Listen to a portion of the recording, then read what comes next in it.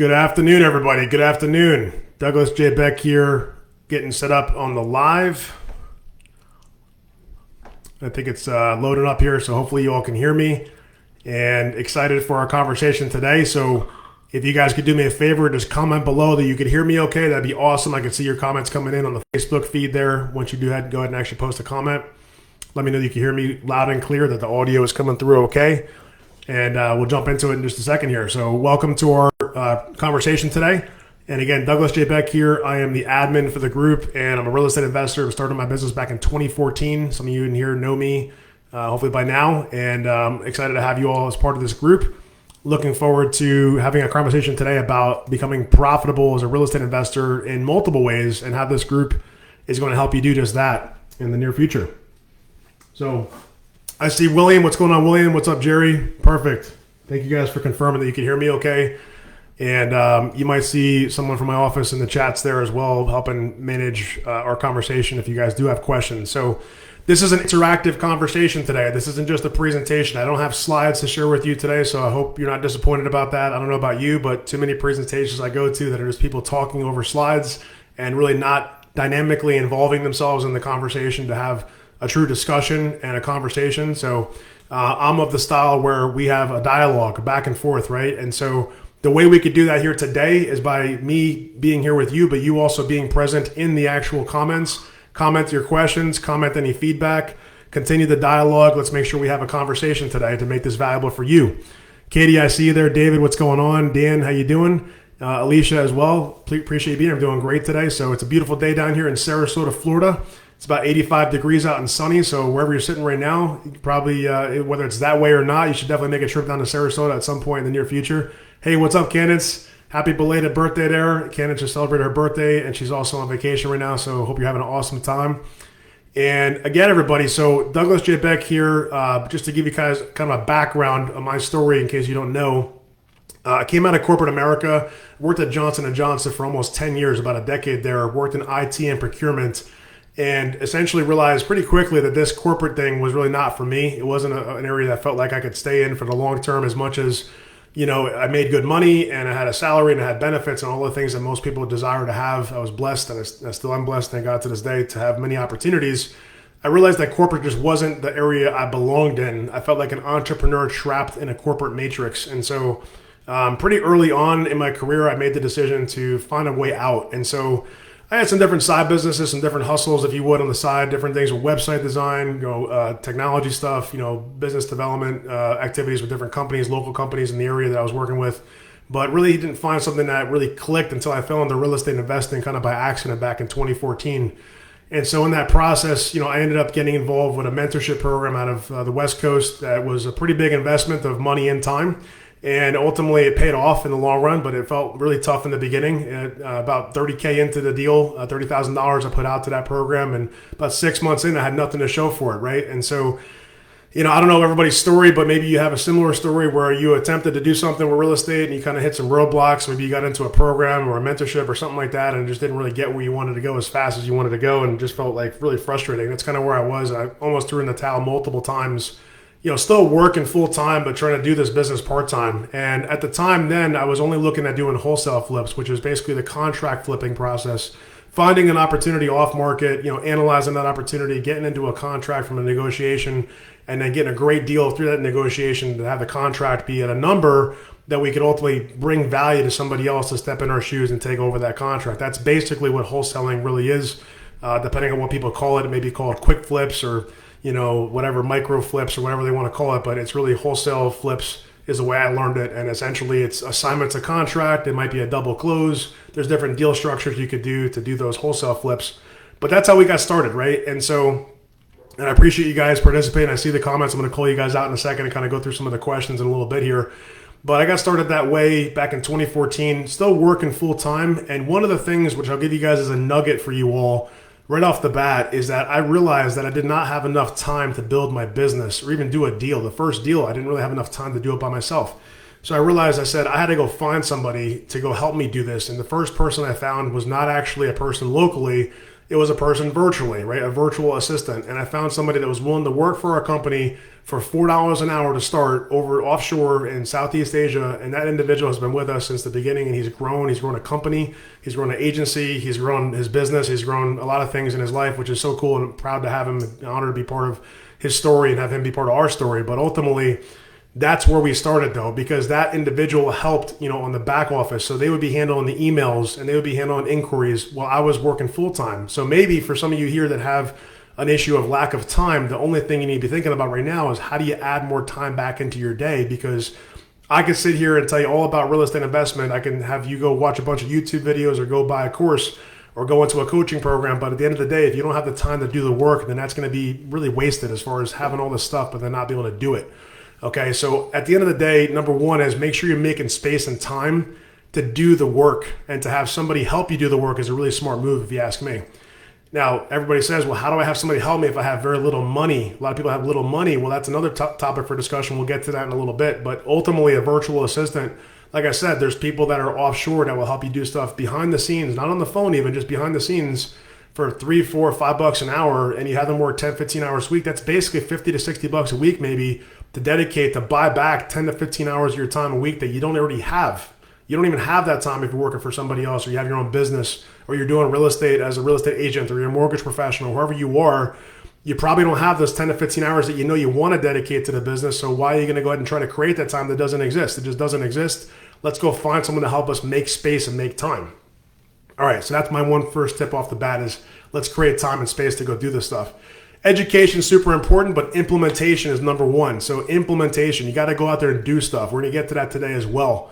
But to kind of take you through my story, so the wholesale process started off on that first flip. We did our first flip a wholesale flip in August of 2014, right? And it was what I call a joint venture or wholesale flip. So it was basically, there was an investor that had the deal under contract. We had a network of investors. I had a network, me and the gentleman working with me as a VA had a pretty decent sized network, about 500 people.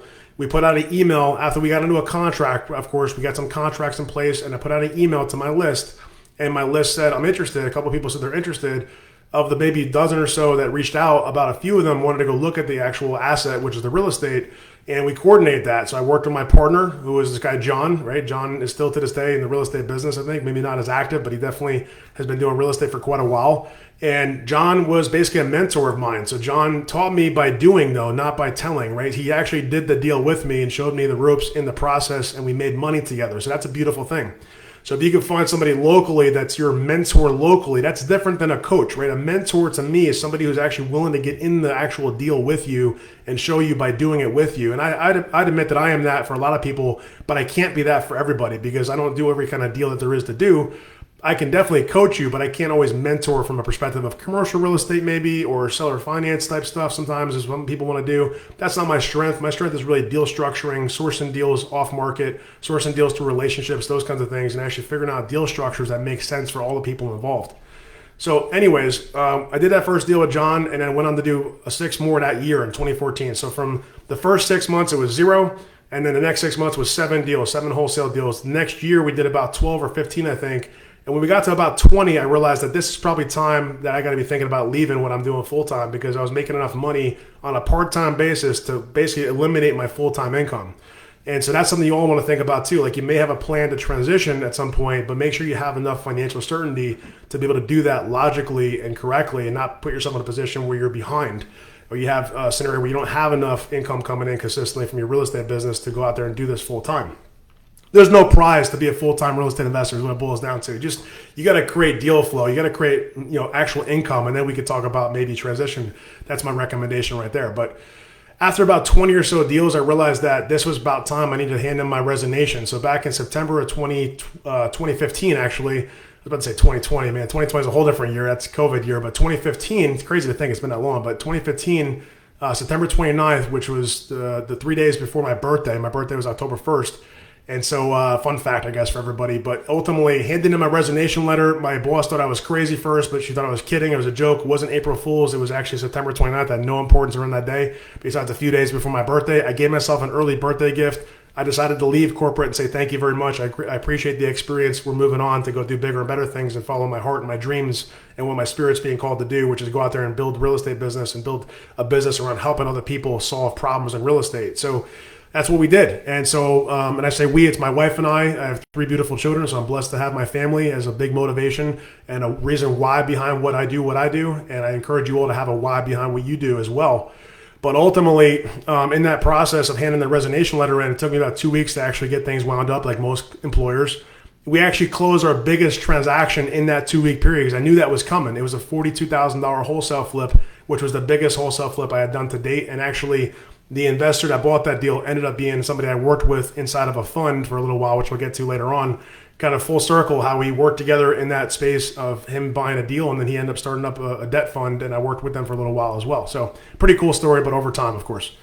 And so from there, did a bunch more deals, built the wholesale business, started building out an organization. Now that I had all this time on my hands and figured out that, people were approaching me saying, hey, Doug, I'd love to do the wholesale deal, but what if we could just do a fix and flip together? What if you brought the deal to us, or brought the capital, and then we would run the renovation? So my first 5 fix and flips were with my friend Ken, who might even hear this message. I know Ken just reached out to me, I think, yesterday. I got to get back in touch with him about some things, but he's still up there in New Jersey doing some big stuff. He's a developer, he's a renovator, he's a builder. He's got a lot of experience, like tremendous amount of experience, a mentor to me as well on construction.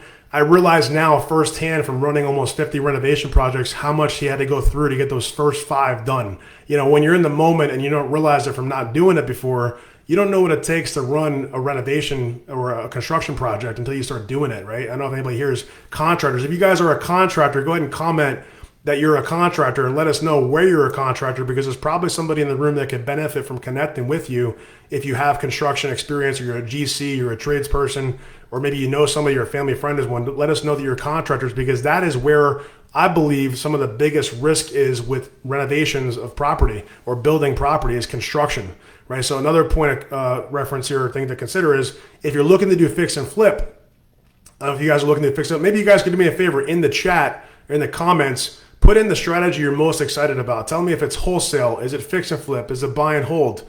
And if you want to go for extra credit, tell me why, right? Say, hey, wholesale, because I know it's going to be quick cash and I'm going to get a deal done super quick and I'm going to get chunks of cash pretty fast and I can do that multiple times a month. Or maybe it's fix and flip. Okay, I can get bigger checks, but I know construction, or I know that I can get like $50,000, $100,000 type deals as far as profit. And maybe it's buy and holds. I'm looking to build a portfolio. I want cash flow. I want to create passive income. Tell me what those things look like for you. Tell us so we know, so we can connect with you at that level, and I'll make sure I cover that in my conversation today as well. I see Josh, I see Cassie. What's up, guys? I see Michael as well, Bender, and I see Sean, and I also see Wendy, and I see Ellie too. What's going on, everybody? And Tom. Brian's there too. I see Brian. Excellent. And so basically, at this point now, I'm transitioning. This is back in 2015, 2016. To transition from basically just doing wholesale to getting the fixing and flipping, right? And so fixing and flipping, it wasn't that big of a transition for me, because my responsibility in the partnership that I created with this gentleman, Ken, was to basically bring the capital and bring the deals right through my relationships. So I already had existing relationships with deal providers. I call them deal providers, people that have off-market or even on-market discounted real estate deals. I bring those people to my network, and I bring also the capital, which is also within my network. Notice, the thing that's in common is a network. So if you don't have a network, you need to build a network. This here in this group is an example of a network, but you have your own network. You have your phone as a network of people, of contacts. So take inventory. Another point for you to take away from today's conversation, a nugget of sorts, is take inventory of your network and figure out where there's opportunity to have conversations that are valuable for both you and the other person that's in your network. You heard that saying, your network is your net worth. Well, only if you make it that way. You can't just get a big network and flip a switch and all of a sudden money starts falling from the sky. You need to think about, how can I add value to the people in my network to get them what they want so I can get what I want? And so we did that, and essentially my partner Ken helped run the construction and help get the properties done and sold. My responsibility was more or less to source the deals and source the capital, and that's exactly what we did. And then we would go on the projects together essentially as partners. And so that was pretty cool. I learned a bunch, and then I realized after doing that I thought, at least at that time, I didn't realize what it took to do renovations, because I've only heard stories from Ken and I heard about the challenges and different things. We also did some projects in really tough neighborhoods, like parts of northern New Jersey that maybe you wouldn't necessarily want to go to late at night because you'd be nervous that someone's going to do something bad, that kind of stuff. So it wasn't really the thing that I wanted to do myself. Because of that, I said, what if I found a property in a town that I knew already? So I picked up my first fix and flip in a place called Somerville, New Jersey. It was 45 East Cliff Street. If you look up 45 East Cliff Street, that was my first fix and flip project on my own. You can verify the property. I don't know exactly when I bought it and sold it, but I used 100% private money to do that deal with the same investor who actually lent, private money 100% for the other 5 deals that I did with Ken. So I now had already experience working with that lender, that private lender, with 5 deals successfully. Hey, could we do another one, Mike? His name was Mike, might even be in the room here, I'm not sure. Mike, could we do another one in Somerville? It's actually be my project. I have a general contractor lined up. I'm ready to do this project. Could you fund me the deal 100%? He said yes. So his deal was pretty cool. It was 100% of debt, but interest payments were paid after the project was done. It's also called in arrears, right? So after the project's done, interest will be paid upon completion. Great. All right, so Mike, we get to work, and now, of course, the project has some challenges. Now I start learning things firsthand about issues with the property. Older properties, you obviously have structural challenges, so we had to actually jack up the floor on the first floor because it was sagging a little bit. It cost us a few $1,000s to do that. It took some time. It created some other problems with cracking in the walls and sheetrock and plaster and all kinds of stuff. So I learned a lot, but that was an experience where I learned a bunch, and we made some money too. It took longer than we had hoped for, but we learned a lot, and we applied it to the next deal. So we went from there, we kind of graduated to the next property. Suburban was where we focused most of our time, fix and flip wise, for all of our projects after the first 5. And then we moved into basically, high-end suburban in Bergen County. So even right now to this day, I still have a project. Some of you might have got an email about this in northern New Jersey, in Bergen County. That's an off-market property that I'm currently looking for a partner on to come in, which again, if you have questions about that, hit me up directly, but it's not the purpose of our conversation today. Just that project is my own project. I own that property with my company, and we have everything lined up on that particular project. But that's my last fix and flip as of right now in New Jersey, because I moved down to Florida back in July of 2020, which I'll get to how that all happened in a little bit here. So I'm now at, let's say, whatever number of flips we did at that time. It was like maybe 5, 6, 10 on my own. And I got approached by a friend of mine who was in northern New Jersey and said, hey, Doug, I'd like to partner with you. I heard that you're open to joint venturing on construction. Would you want me to bring deals and bring construction? So now it was changing a little bit. Notice, though, I'm being approached by people not just because, for any good reason, just because I have experience now. I have some success. I have some track records. Now I have people I can talk to and say, look, I already did this. So nugget there is get your first one done. Just get one done. Just get one done, then you do another one. A lot of folks I work with, even inside of our private coaching group, and I know some of them are here now, you just got to get into that first deal. Just take the risk, right? Get into the first deal. Learn something. If you don't make as much money, you don't make any money, you might lose a little bit of money, but you learn something. What's that worth? That's going to be track record to prove yourself, right? Prove what you can or can't do. Learn by doing. Don't learn by listening, okay? So go do something. So after this conversation, I'm committed to make you guys feel empowered enough to go out there and do something, which we'll talk about in a second, what to do, right? Okay.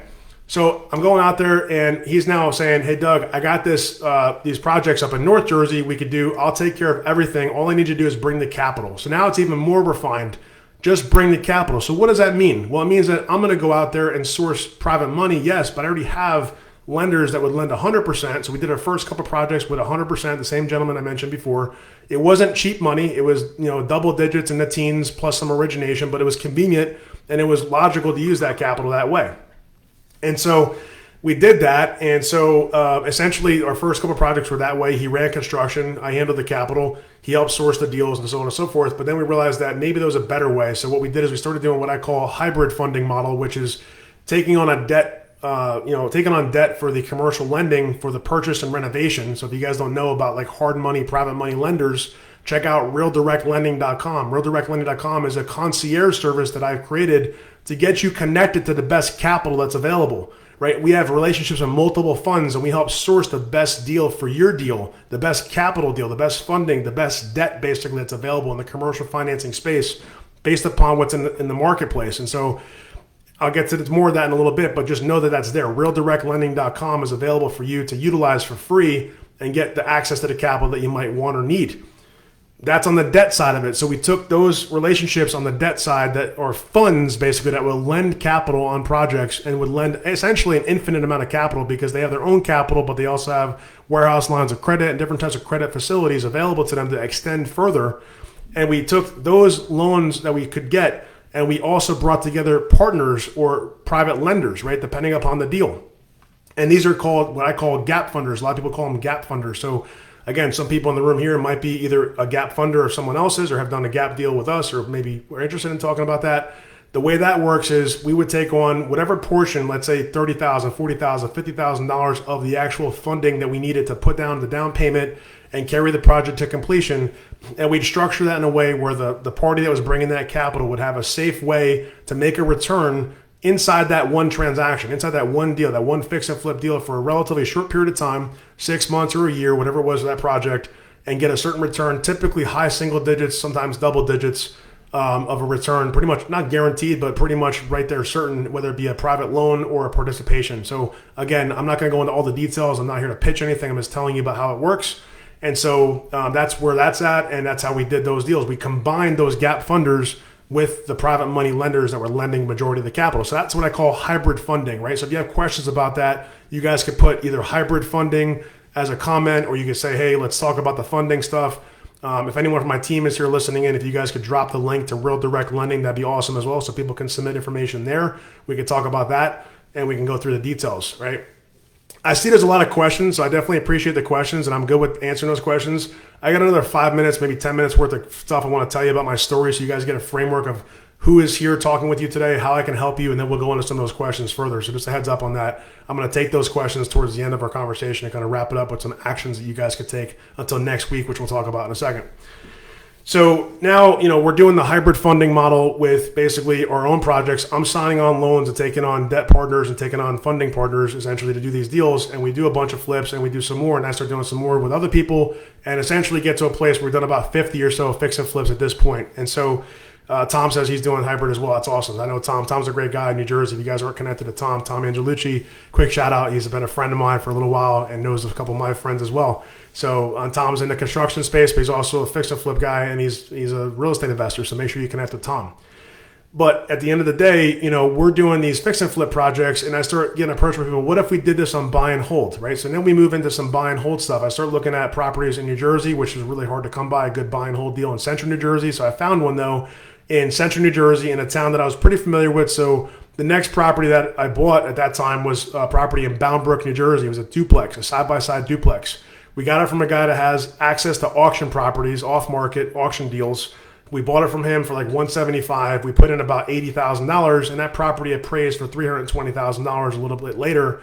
Ended up, fast forward a year later after that, we basically sold the property because the market conditions were so good for over $375,000.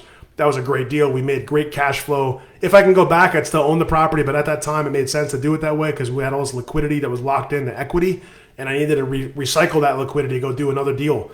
And so essentially at that time it was the best alternative, but it looked back now, I'd have another $150,000 of equity at least, if not more, just for the little bit of time that passed in the past few years in that particular property. But we got an all cash offer. We sold the house or sold the building. It was a small duplex, like I said, and I was in Central New Jersey. And then I started getting into out-of-state real estate investing with actual landlording from afar, basically, having properties in Ohio. So I partnered up with a guy, and we bought a handful of properties in Ohio together. He funded the deals. I helped source the deals, help create the scenarios, help be advisory of sorts of how we can run the renovations. Unfortunately, it didn't go as planned. We were going to buy like 100 units. We just didn't hit the traction. We realized that was the case. We decided to peacefully exit that deal. We decided to sell those properties, and we've gone on to do different things since then. So that's what happened there. But I have some experience, again, of doing remote, if you would, long distance rental real estate. And then we move into a period of time where Florida became on the horizon. So if those of you that don't know, some people in New Jersey thought, they're like, oh my God, Doug went to Florida. All of a sudden it just like happened like out of thin air. Well, first off, we've been vacationing in Florida since I was a kid. We've been going to Disney World thanks to my parents. God bless them. My dad's still alive. My mom we lost back in 2016. Since I was a kid, like Disney World was the place to go. We would take the motorhome sometimes. We'd drive down. We had a motorhome up in New Jersey. We'd drive down I-95. Anyone ever did that before? Fun fact for you guys. We could talk about that some other time. We would sometimes stay, at the campground down there because it was fun. It was like outdoorsy. And sometimes we go to a hotel or we'd get an Airbnb. Then my dad decides to buy an actual house in Florida. So he's had a short-term rental property in Kissimmee for the past almost 20 years. So if you guys need a connection for short-term rentals and have someone that's actually my father in this case, you want to learn about short-term rentals, hit me up about that or put that in the comments as well. I can connect you guys to my dad. But he's been running that business for the past almost 20 years, and now we have it as a place we can go as a family to vacation. Moral of the story, though, is Central Florida is like something I know from being around it as a kid.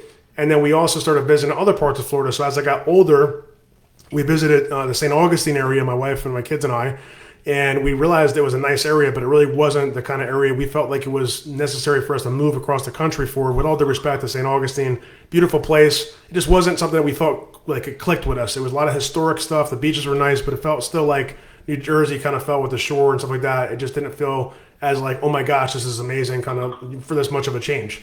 So then, in the midst of all this, COVID kind of happened, right? And we're still doing real estate deals. We're still doing wholesale deals. We start getting into what's called hybrid wholesale, which is basically hybrid wholesale is when I can find an off-market opportunity, bring together the team that's going to buy the property, but ultimately get an acquisitions fee up front. This is what I call it, right? This is not an official term, but it's my term.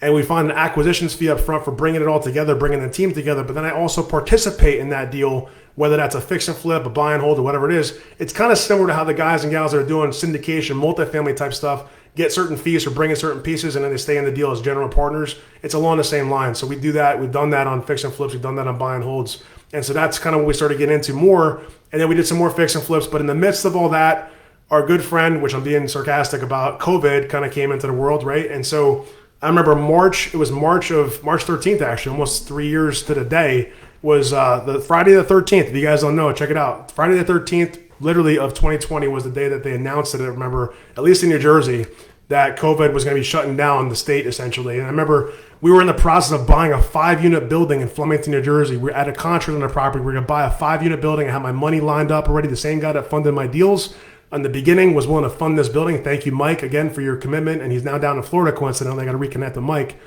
We were going to buy that building. We had to exit that deal because it's an office building. And guess what? The whole state was shut down. Guess when we were supposed to close? March 16th. And one of my favorite Bible verses is John 3:16. So it was like amazing, but it was also like God saying, wait a second, COVID's going to come here and change it up a little bit for you. You better stop that and not close on that day, even though it's a great day. We're going to have you hold off a little bit. So that put the brakes on that. In our office that we had in Hillsborough, New Jersey, we were there for 4 years, actually was coming to the end of its term, and we'd already planned on moving physically out of the state, so we didn't know when. So what do you think? We sit in our house for a little bit. We have some time to think about things. We realized we'd take a trip. We took a trip down to Florida, and we spent about a month in Florida. I'm telling you guys a story so you know some of the backdrop of how I landed in Sarasota, because it's kind of important. It's kind of good for you to think about maybe some of the things that real estate can do for you, and also just kind of stepping outside the box. Right, I'm big on mindset. I'm not just like the corny kind of mindset. I'm thinking about like being intentional, having capacity to desire things and want to get them, but for the right reasons, and being intentional about that. So at this point, COVID's happening and it's feeling like crap in New Jersey, like most of the world. And I'm sorry for anyone who had faced that directly with family members or friends that were impacted by it. But at the end of the day, it wasn't impacting us directly, thank God, but it was impacting us very much indirectly and then directly as far as in the sense of not being able to do things. And so we said, this is the time. We're going to go down to Florida to my dad's house and stay there for about a month. So we did that. We stayed at my dad's house. He already set aside the house. He didn't have a lot of bookings because people weren't traveling, right? So his house is vacant in Kissimmee. And we decided to stay there for about 3 weeks or 4 weeks. We actually initially said a week and a half, and it kind of got extended because we had nothing else to go back for besides our business, which guess what? We could do from anywhere. So it's a blessing. And so we were in the house, and my wife and I said we were start looking at properties to go buy or go to rent something down here in Florida because now's the time to do it. Why are we going to sit here and just like think about it? Let's just go do it. Let's go see if we can find something. So we go back up to St. Augustine, look at some different areas. We then decide my friend who I had done some business with, I left a very important part out. When I was in New Jersey, just a fun fact for everybody, I did my first 3 flips in Florida when I was still sitting in New Jersey. So people ask me all the time, have you done virtual real estate? Like 95% of what our company does is virtual, just so everyone's understanding. So that means that if you need help trying to create a virtual real estate business, as in not having to be physically at the property or having to manage the property yourself, I'm the guy that can help you do that. Our team can help you do that. Our coaching can help you do that. And so another item for you guys to talk about with us if you have questions on. So with that being said, we did our first 3 fix and flips from New Jersey in Florida. Well, how does that look? How does that work? Well, I found the real estate agent in Florida that was introduced to me by someone else that knew this guy, that I had known that person, right? Steve, and had known this guy, Mike. And so Steve connected me to Mike. Mike and I talked. Mike had a lot of experience working with hedge funds previously and helping them buy hundreds of properties a year, even thousands in some cases. He helped them buy like almost $1 billion worth of real estate in his career. But he no longer worked with these hedge funds. He was looking to latch on with a couple of investors that could do multiple deals a month. And we had been buying 1 to 2 properties a month for a period of time. And so I said, Mike, I want to get to a place where we're doing 5 or 7 a month. And that's our plan, to grow this business where we're doing almost 7 figures a month in terms of fix and flip on a run rate basis of what we're selling. As we sell it, if we get to 100 to 200K per deal and we can do 5 or 6 of those a month, obviously that's going to be, close to $1 million a month of net profit. That was the plan. And we went to go execute that plan. And what we found was that in New Jersey, it was difficult for us to get those kind of deals at that meaty of a deal. But in Florida, there was some opportunities in certain pockets of Western Florida, specifically outside of Tampa. We bought our first property in Newport Richey. We bought the second one in Spring Hill, Florida. And the third one was in St. Petersburg, Florida. So those are all areas that probably you guys, whether you're in New Jersey or not, you probably have heard those cities or towns. But if you're in Florida, you probably know them even more.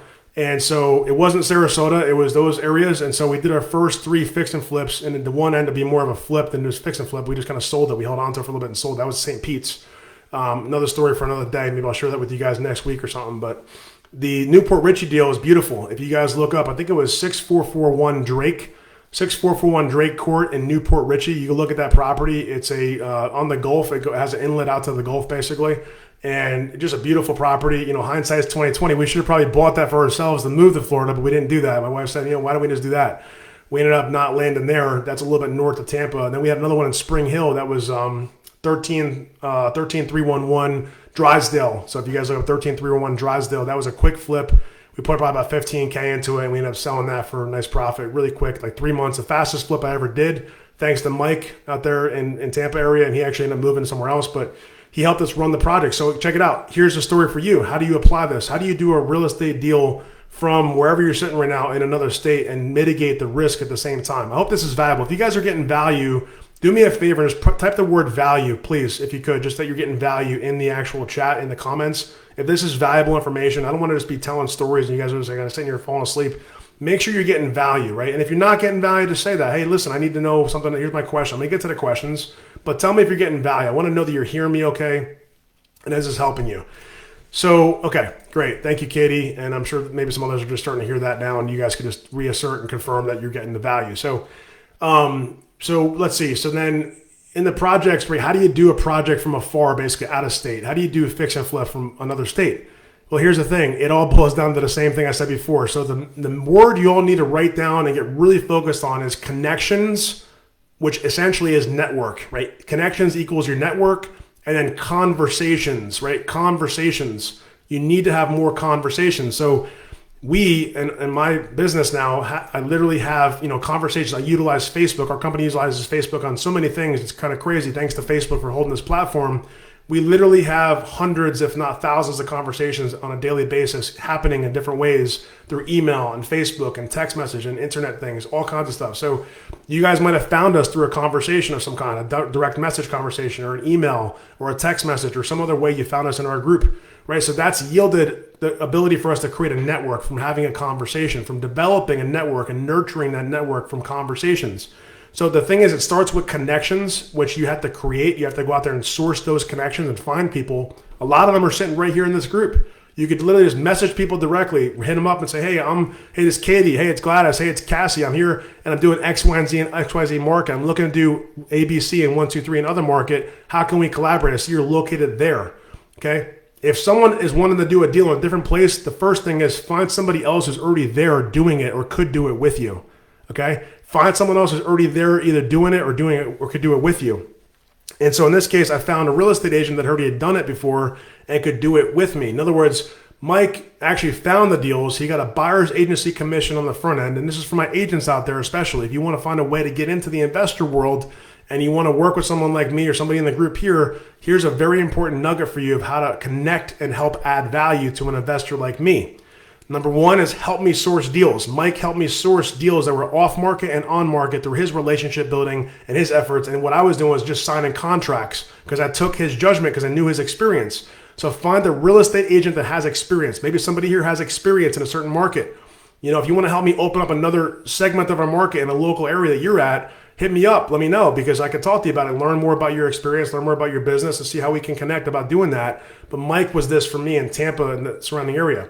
And Mike found the deals. So Mike, he already knew how to find the deals, but I can tell him and coach him how to find the deals if he needed me to. He found them. He made a commission as a buyer's agent when he presented those offers to the ones that were on market and he had an incentive for me to pay him a certain percentage or a fee for bringing me off market as like a wholesaler, basically. So he made money that one way. Then Mike said, you know what, Doug, I happen to have contractors, which a lot of real estate agents, if you guys have contractors, if you don't have contractors, I'd be surprised. Because if you're in real estate doing deals, you probably have people asking you, who do you know that does this? Who do you know that does that? And your Rolodex of contractors and connections in the construction space is super valuable to an investor and to yourself even if you're looking to get to be an investor. So he had connections with contractors in those markets that I was able to tap into. He was able to not just bring those connections, but he was able to help me source and actually hire those people and manage those people, so which allowed me to give him an incentive as a real estate agent, but also as an investor. His incentive was to get a percentage of the profit for helping me manage that renovation project while I'm sitting in New Jersey doing what I'm doing. He's in Florida helping run the project for me down here, getting an incentive to get a percentage of the profit, right? And so that's a second way that the real estate agent or anybody that's boots on the ground could earn something by helping run the project, helping be around it, taking pictures, dealing with contractor issues, all that kind of stuff, managing the quality of construction. You may say, well, Doug, how could I do that if I'm not in construction? Well, you just have to have eyes. You have to have the ability to take pictures and send and communicate things back to the person you're working with. Or vice versa, you have to know who to talk to that you can vet properly to say, hey, could you help me do this? You may not have all the experience, but you're local there. Would you want to work together this way? All right, that's the second way he made money. And the third way is, guess what? On the sale, because they were fix and flips, he had the first shot to list the property for sale on the flip. So now he gets a seller's agency commission. And he even was nice enough to give me a rebate if I gave him the commission. So he's like, hey, I'll give you a discount because you already gave me the listing and you gave me a profit, so I'll give you a better deal. So that's a very simple but yet effective way. And I shared this inside of our private coaching group just this week, actually, on Tuesday. We have a Tuesday meeting. We have meetings every single day. If you want to go to the next level of intensity with conversations, ask us about the coaching program. There's some people here listening that are in that program. They're in the Growth Collective, right? The Growth Collective is an intensive coaching experience focused on implementation and results. It's not a facade, like it's real. We don't just talk about things and say, hope you get it done, let's go get it done. We stay accountable, our clients stay accountable to us, and we have conversations on a daily basis. And there's multiple ways of connecting with us, not just in a meeting, but separately as well. Conversations in private, Slack channels, which is a tool that we use to communicate with our clients, private conversations on Facebook, private conversations on the phone, on video. So you guys, if you're looking for that next level of support, take a look at the Growth Club. If you're not sure about that, we could talk about that in a little bit, but you guys can hit me up directly and we'll talk about what that looks like.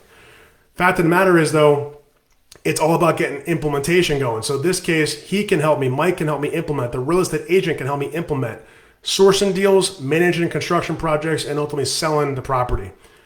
Well, what does that leave me with then to do? Well, I don't have to do a whole lot. I have to be willing to buy the property. I have to be willing to bring the capital to the property, which I just told you before, the hybrid funding model. So check it out. I leverage one of my relationships that does debt, that does commercial debt out of California that would fund my deals, because we did about 20 loans with them. And they funded the deals in Florida without me having to try that hard. I signed a couple pieces of paper. I basically said, yeah, I want to do the deal. I want to do a loan app. I want to give you a scope of work, a budget. I want to get comps provided. I want to get an ARV appraisal. And then we go get to work. And now, like, yeah, the loan's approved. You got 90% of the money you need. You just need to bring to the 10, 15%, 10% for the closing, 5% for reserves to start the project. And all the money for construction is already set up and included in that renovation loan. So then what do? Is I go back to my network in New Jersey. I say, hey, who do I know that's looking to do a project? Who do I know that's looking to do a project in Florida with me as we expand our business from New Jersey into Florida? And what do you think I heard? Well, I heard a lot of people, because there's a synergy between New Jersey and Florida. So the guy that was doing it, already did a couple deals with me in New Jersey, was actually my private lender to do my first one in Florida. Another guy that worked with us actually helped us do our next deal in Florida. So thank you to those guys. It was Anthony and Chris, I believe. Thank you guys for being a part of that if you're hearing this message now. But you guys committed and helped us get to that point. All of my private lenders had some play in the mix here of like how we got to where we're at. And we're still growing. We're not done yet. But it doesn't just happen by one person is the point here. You have to be willing to collaborate. There's another very key important word. My friend David Hughes down here in Florida, he's the one that said connect, cultivate, and collaborate, right? So collaboration is huge. How can you collaborate? How can you add value to others and also make it a win-win? And so moral of the story is that from another place, you have to find somebody that can source the deals, whether that be you or somebody else. I'd recommend somebody else, right? I'd recommend leveraging other people to help you do this. I'd recommend finding someone to run the construction project for you, not the contractor, but somebody else to hold the contractor accountable. And obviously find a real estate agent that can sell the property for you. Then check it out. All you need to do is focus on the funding. And the funding is pretty simple. Again, go to realdirectlending.com. We can give you the majority of the capital you need through the relationships that we have with our funds that we work with. And ultimately, that's going to be 85 to 90% of the capital, up to a certain percentage of what the value of the property is going to be when it's done. And then ultimately, what we need to do is bring your own capital or find someone that's willing to trust you and go with you in a project to go do the project together as either a partner or a private money lender. And check it out. Now you got the 100% that you need. You have the team set up to do the project. You have the contractor on standby. And now you get to work and you go profit very shortly thereafter. So that's in a nutshell how you could do virtual fix and flip wholesale real estate, fix and flip and wholesale real estate for that matter. You could do wholesale in a similar way without having to worry about the funding. Now you're just flipping the contract. If you're looking to do fix and flip, now you have to worry about the funding. And if you're looking to do buy and hold, again, same kind of thing. I'd recommend you all to consider the BRRRR process. Buy, renovate, rent, refi. Buy, renovate, rent, refi is a process that will allow you to buy properties that are in distress that need to be fixed up to add value with what's called forced appreciation of adding value to the property and ultimately get into a place where the property is worth more than you put tenants in place. Like we did this in New Jersey multiple times and also in Ohio and now in Florida soon to be. And so ultimately then you rent it out and then you refinance it and you refinance out all the money that you put, ideally all the money you put in, which is going to be lender and or private money. And then you have no money in the deal or very little money in the deal for the return that you're getting on cash flow. So when you look at cash on cash return, if you guys don't know what that means, cash on cash return is how much money am I getting on the money I put in? Well, if the money left in is zero, how much is your cash on cash return? Trick question. Make sure you're listening. What's your cash on cash return if you have $0 left in the deal? Anyone who's working in the Growth Collective probably knows this by now from seeing a report show this. But if you don't, just kind of check in here, see if you guys are listening. How much is your cash on cash return if you have no money in the deal or no money left in the deal? And you're getting some percentage. It doesn't matter. I mean, how much is the cash on cash return? You probably can't figure out. It's like dividing by zero. It's infinite, right? It's infinite. There's an infinite amount of cash on cash because there's no money left in the deal. So I don't know if anyone knows the answer or thought about that, but that's what it is because you don't have any money left in the deal. Now, if you're leveraging someone else's money, then your cash on cash return is also infinite, but then you have to factor in what's it costing for you to utilize that partner or that private money lender's capital. You have to think about the cost. There's going to be some kind of cost, whether it be participation, profit share, or maybe just a straight percentage return to that particular lender or whatever it is. Okay. I covered a lot of stuff. I want to pause here and give you guys an opportunity to get your questions answered. So I see some people communicating about interested. So Gail will be in touch with you about that. That's great. Love to have a conversation. I see William there. He's in Lakewood Ranch. He's also buying properties in Manatee and Sarasota. Excellent. I see David's in Vegas. Sherry's getting some value. Jerry is in Virginia. Thank you, Jerry. And Cassie's in Connecticut.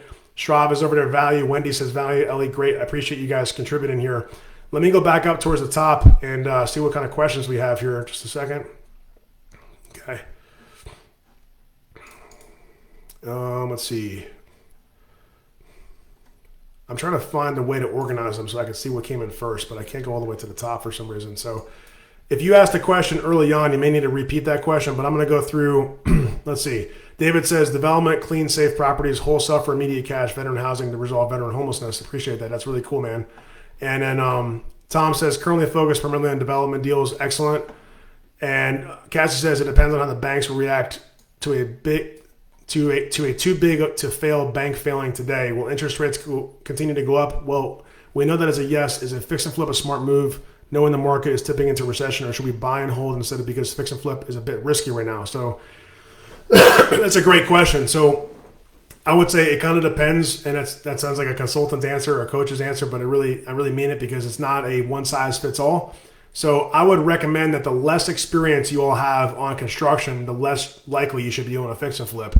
If you're not a contractor or know construction really well, you're taking a lot of risk by taking on a fix and flip. And also, if you're not a real estate agent or don't have a real estate agent that you trust, you're also taking on a lot of risk because there's two components that bring risk in fix and flip.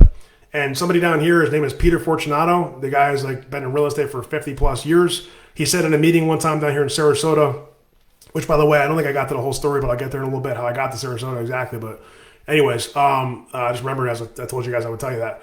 So he said that real estate fix and flip is a business, but buy and hold is an investment, right? So buy and hold is an investment. So if you want to be a real estate investor, it's like, which side of the check are you writing your signature on? Is it the front or is it the back?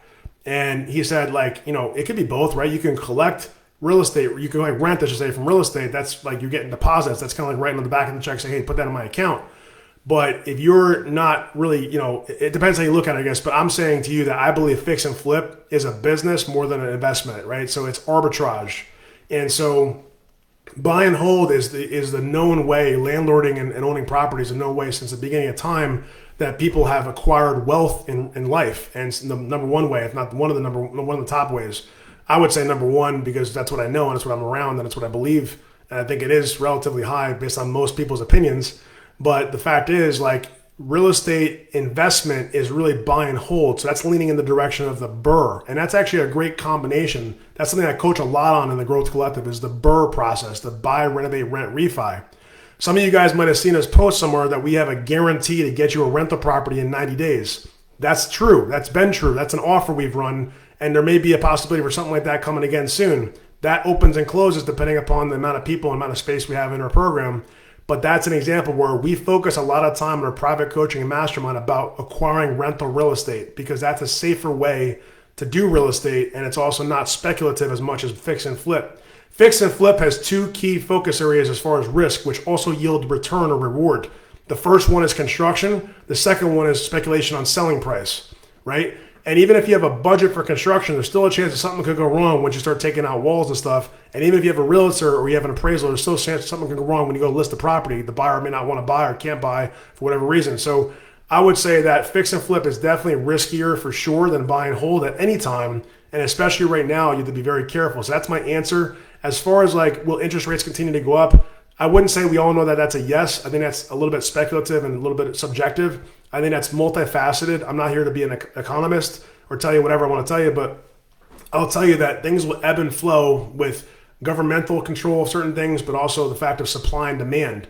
And so we don't know because we don't have a clear pulse on every factor of supply and demand across every commodity or every type of investment or every type of product out there as far as securities or like stocks, things like that, bonds, real estate, mortgages, that kind of thing. There's different elements that play into this about how the control of the fact of how things go up and inflation is handled by the government and handled by just the market.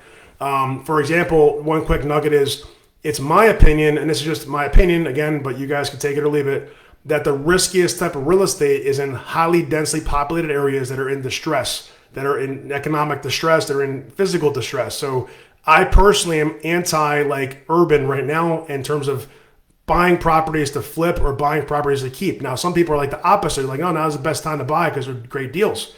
Well, the fact is, though, if I can't keep that property profitable because I can't get the right rate on the mortgage because I can't get cash flow, well, cash flow to me is one of the most important things for rental real estate. So if I can't meet what's called DSCR, debt service coverage ratio, if I can't get to a 1.2, 1.3 DSCR, it means I have no cash flow in the property. So if I'm buying rent the property and I'm getting that 1.0 or less than 1, I'm not really getting rent the real estate for the right reasons if you ask me. I'm getting a property that's going to hopefully hold its value and go up and eventually cash flow as rents rise, but I'm not getting any immediate cash flow. So that is what I'm seeing with rates the way that they are. It's difficult to cash flow even in the tough markets. And so then the alternative is, what if I could renovate and sell a property in those tougher markets, those urban, densely populated, high crime, high vandalism type markets, which, by the way, ironically is where I got my start with my partner Ken in the beginning that we did those first 5 flips. It was really tough areas, but it was because we had great deals. Knowing what I know today, though, that the flip, it's a longer hold time, more days on market typically because you have people relying on financing and people that are just not prepared to buy a home, unfortunately, as much as you would have in suburban markets or other markets. And then you also have people that are heavily dependent upon mortgages because they're using 97%, 100% financing. To me, that's very risky. If you're operating at a pricing band or a market that relies heavily on financing, that's a risk. So I like to go like down here in Sarasota, for example, it's 50+% cash purchases as far as real estate's concerned. So if I go to flip a property, I have a 1 in 2 chance, 1 in a 2, half the time, I'll have someone that makes me a cash offer, even to buy retail.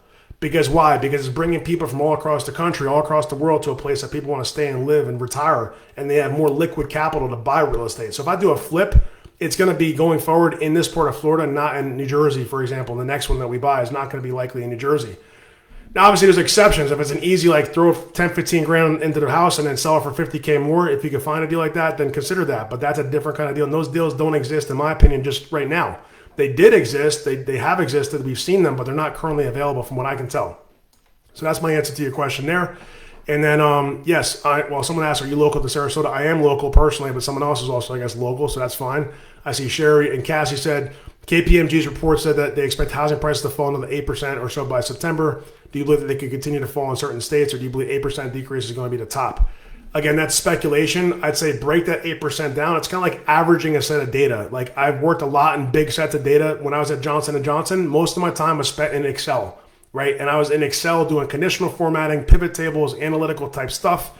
When you take large sets of data, which housing is a large set of data, and you average it out across this massive set of data, it's really deceiving if you ask me. And I think it's more about getting a reaction, not you, Cassie, but the people that put that stuff out, is to get kind of a reaction. Now, there's obviously indicators, right? There's indicators that can normalize data and tell where trends are happening overall. But when you dive into the details, you look at sub-markets and micro markets of the actual data you're looking at, I'm quite sure you'll see quite a difference as far as like what markets are doing, because Sarasota, I don't see Sarasota falling off as far as any sort of percentage decline.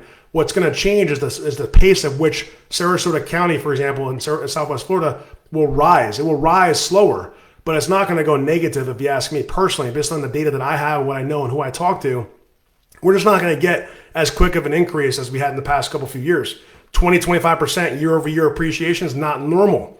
Maybe 3, 5, 10% in really hot markets is normal.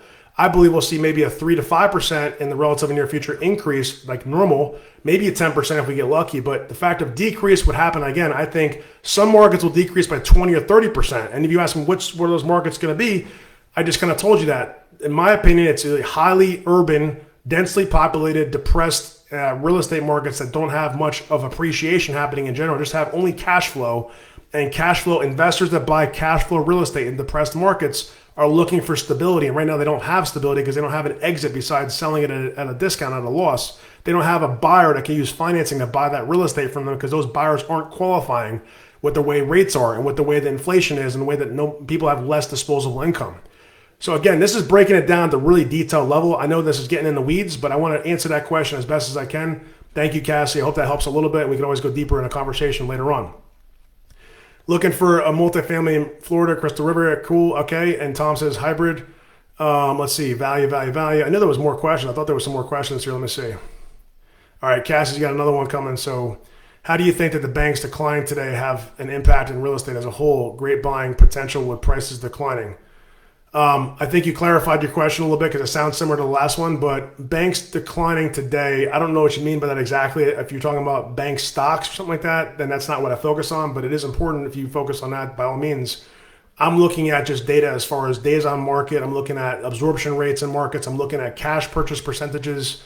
I'm looking at the amount of risk is being taken when I look at a property and say, how much work do I have to do? How long do I have to hold the property for? What's the timeline? All those kind of things. What's my profit? Another metric I look at when I look at fix and flips, for example, is my percentage of net profit to my total cost basis. That's a fancy way of saying what's I'm actually going to make on what money I put out, which a lot of people don't figure out. They just kind of think they're looking at that, but they don't. Meaning, take your total project cost, let's say purchase for this much, plus the renovation, maybe plus some closing costs and carry costs. That's your total cost of ownership. Take your net profit projected and divide it by that number. If you take net profit with including financing, all that kind of stuff, net number.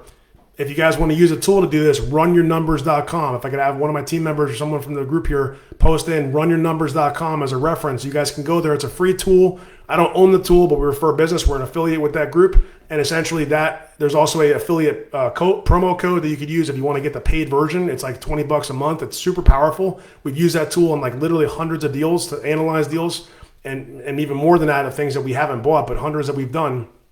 That tool is going to show you your net profit. It's going to show you a true net profit. It's going to show you your return on the cost, like net profit divided by your actual total cost of ownership, which in my book on a fix and flip cannot be less than no less than 10%. And that's even light. That's low. That's very, very low. You want to be close to 12, 15, even 18, 20%. And that's tough to do right now. So that's why we've slowed down as far as acquisitions on fix and flip, because the deals just simply don't exist at that level that have those kind of returns. Another thing to look at would be like, how long do I have to own the property for? So you'd say, like, let's say I can make 10%, but if I can do 10% in 3 months, well, wait a second. If I can do 4 of those deals a year, 3 months at a clip, that's going to get me 40% annually if I keep using the same money over and over again. So that's a little bit different. But see, again, it's difficult to even get 10% net profit inside of 3 months on these deals that you're fixing and flipping because there's not enough work to do to create the profit. A lot of times there's not enough things you could do to the house to make it more valuable. You're basically just spinning your wheels doing like simple stuff that's not going to add enough value.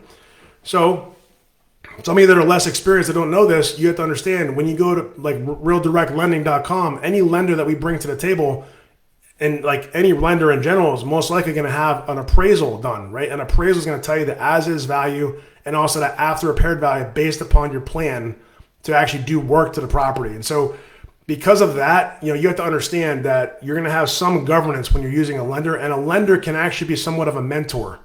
This is kind of weird, but I'll share with you guys some of the takeaway for today. Lenders will govern and protect your ability to invest. They might feel like they're slowing you down sometimes, and I've had that feeling before, but they're also keeping you in check and keeping you on track, whether you know it or not. So in my opinion, for your first handful of deals, even if you have all the liquidity in the world, it makes sense to use a commercial lender because that's going to be a process that you have to follow to stay regimented and kind of teach you by doing it with the lender of a process to manage the renovation to completion and also buy the property right. Because you can't buy it wrong, in my opinion. Well, you could buy it wrong, I guess, but it's unlikely, less likely with a lender that's using an appraisal to help you buy the property at the right number. And so look at lenders as a partner, not as just a lender, right? If they're a partner, not literally a partner like they're sharing in profit, but they are getting a certain return on the money that they're lending. And so they are kind of a partner in that way.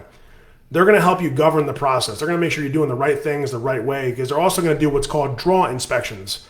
Quick nugget on that. Draw inspections means like they're going to go out and send somebody to the property as work is getting done before they release capital. So they're going to make sure the contractor is doing a great job to make sure that they deserve to get paid the money in the budget. And they're going to help you figure out what that looks like.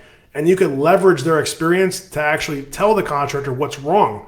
If, hey, you want to get paid for this phase of the project, my lender's not releasing all the money because X, Y, and Z. So you better get X, Y, and Z handled. Otherwise, I'm not going to be able to get you paid for that part of it. That's a little bit easier to do than saying, hey, I can't pay for that part because I don't like the way it was done, and it's your own cash. Well, you have the cash, Doug, or you have the cash, Sherry, or you have the cash, Ellie. Just pay me. Well, no. Oh, yes. No, yes. Okay, well, listen, the work wasn't done. Well, what do you mean the work wasn't done? Hey, if I have a third party who's obviously involved in governing the flow of capital out, that's going to help me control the flow of capital to the contractor. So it's a very smart move, in my opinion, to use a resource like that, which comes at a cost, but it's very minimal. You're talking about high single digits, low double digits of interest expense on an annual basis to use 85 to 90% of the capital that you'd otherwise have to use yourself or have to source by somebody else. All right. So final thought, I guess, well, two thoughts. Number one, how I got to Sarasota. So it's kind of an interesting thing, right? So we went, I told you before, we were in Kissimmee for like almost a month, actually putting together deals and negotiating scenarios with people to buy these properties. Even through COVID, we bought property, just so you guys know. And I'm proud about that. It was challenging, and it still has been challenging on some things because of the ramifications of certain aspects of what COVID did in terms of cost of construction and different things. But, man, what a learning experience. The past 3 years of my life has been like more valuable than the prior 30 years probably. And not in everything, but just in real estate and my career, obviously, and knowing what I know about business. It's just like crunched down. I guess a better way of saying it would be the past 3 years probably was more valuable than the first 3 or the first even 7 or whatever it was. So because it challenges you to think outside the box, how do I handle this? I'm not physically there. If I'm sitting in Florida, the property's in New Jersey, how do I run that project remotely? How do I ensure things get done properly? If they don't get done properly, how do I handle that? How do I leverage my capital? How do I leverage other people's capital? How do I leverage the time? How do I have a team in place? How do I run projects, multiple projects at the same time? In 2018, we had 18 projects going on simultaneously. 18 actual renovations happening at the same time. We had 3 full-time project managers and like 6 or 7 general contracting crews running around the state of New Jersey doing projects for us because we were buying a couple properties every single month. That changed. I dialed down, and as we're getting ready to go ramp up on the wholesale side in 2019 we did some stuff. 2020, we put the brakes on big time because of COVID, but then we realized that we could still buy real estate. You know, we had lenders and investors that would still buy it with us. So knowing that and sitting in the actual room in my dad's house, thinking of my wife, talking about things and sharing stories about what we could do, we said, let's consider relocating, because if we go back to New Jersey, we have business in New Jersey, yes, but the business can be done by the people that are already in New Jersey with us. We have interest in moving to Florida, and with COVID the way it is, we think now is a good time to make the move. And so because the office lease is up, because we can move and out of the house we were in and stuff, we decided to find a place down in Florida, and we did some more searching. And when I talked to that guy, Mike, check this out. Mike was more valuable than he knew, because I want to give him kudos. Mike actually helped me. Mike, the guy that found the deals in Florida, he was on the west coast of Florida. He said to me, Doug, this is literally paradise, right? And by the way, I'm being half serious. It's already too full down here, so if you just stay where you're at, and I'm joking, you guys can come down and visit, but just make sure you get back home okay. And I'm just messing with you guys. I want to make you laugh a little bit. But no, it's gotten pretty busy down in Florida. It's already kind of congested. People told me that when I came down, like, oh, man, there's more people from New Jersey, New York, like kind of busting my chops a little bit and saying, oh, just go back to New Jersey, come down maybe half the year kind of thing, snowbird it. But it's too nice not to, like, stay down here. So we're down here. We plan on being here forever. But it truly is a beautiful place, Sarasota, Florida. We got awesome beaches. Right now it's a little bit rocky with the red tide thing going on, but they're cleaning up the beaches. And it's awesome just in general, just the lifestyle, the sun outside, and just the way that people are down here is just different. And not to mention the way the economics work as far as, the income tax and things like that. And also people, just the way that a lot of business owners and very successful people are down here. So it's a great place to network and grow your life. But anyways, we landed here for the fact that Mike recommended checking out the West Coast. So we saw the beaches. We went to Lido Key and Siesta Key, and those are beautiful beaches down here in this part of Florida. And we just fell in love with the beaches. And we said, man, if we're going to live somewhere and have to travel across the entire country to get there, it's going to be somewhere that has a beautiful beach or a beautiful place we can take our kids outside and go enjoy the weather and have fun and create memories. So that's what we pretty much did. We packed our stuff back up in New Jersey. We went back up after about a month in Florida, packed our stuff up, got the house situation. We were actually tenants in that house at that time. We decided to leave and came down to Florida. And what we did is we actually got a property. We stayed at a property for a couple of years, and then we just bought a property not that long ago. And here we are, a few years later. So, man, it's a long story, I know. I just wanted to share you guys kind of where we started, where we got to, what's helpful for you, how you can grow, and how we can help serve you. If you guys have any more questions, I think Ellie just put in there about looking to reach out to us and having your answers to your questions. There's actually an 855 number. I didn't even know we had that number, just a heads up. So I hope that's the right number, Ellie. I know we have different numbers and we have challenges with certain phone systems, so just a heads up on that. But yes, if you guys want to reach out to us via phone, I would say even better is probably just hit us up in a comment on here or throw a direct message my way, and I'll get the team on top of it. But you're welcome to reach out to us if we had that phone number there, Ellie. I don't even know, like I said, that we had that going. So perfect. And until then, listen, next week, 1 p.m., right? 1 p.m. every Friday is the plan here. So I want to see you guys get excited about that, though. And I'd like you to tell me what you want to cover. So cover in the comments, if you can follow up from this conversation, what didn't you hear yet that you want to learn more about? What are topics you want to hear covered about how to become a real estate investor, how to grow a profitable real estate investment business? Let me know what those topics look like, and we'll make sure we add those to the agenda either next week or the week after that. And let's continue the engagement. Let's continue to have a conversation in the chat, in the comments. Let's have a conversation even in a DM, right? Let's have a conversation over the phone or over a Zoom meeting. Let us know where we can support you. And check out, if you're looking to take it to the next level, ask us about the Growth Collective. What does that look like? It's a private coaching and mastermind group. We have meetings almost every day that support our clients, and you could be one of them as well. Some of the folks in here are clients of ours, but ultimately that's different than just coming in once a week and kind of hearing about different things and kind of, putting comments in. It's awesome. I love being here for you guys. But if you want a more intensive experience, being able to communicate on a daily basis back and forth with me and my team and understand how to put deals together, how to grow a 6 and 7 figure business in real estate, then that's definitely something you got to take a look at. So with that being said, I'll see you guys next Friday at 1 p.m. Until then, God bless. Stay safe. I'll talk to you soon and enjoy your weekend.